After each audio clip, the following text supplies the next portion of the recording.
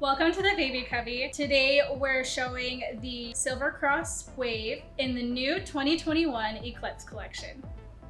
There are brand new features that set the Eclipse collection apart from the original wave. It has black 3D sculpted fabrics, rose gold detailing in the buttons and buckles, and a black gloss frame. There are also some general upgrades from the original wave. The 2021 wave is 4.4 pounds lighter overall. The tandem seat, which is sold separately, now holds up to 55 pounds, which is 10 pounds more than the original version. It has all new fabrics and polished branding points. It has a new bamboo fabric seat liner, as well as a new zip-on bassinet apron. The updated wheel design has deeper tire tread for more traction.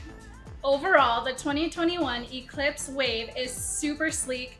We love the quilted branding on it, and we also love the rose gold detailing.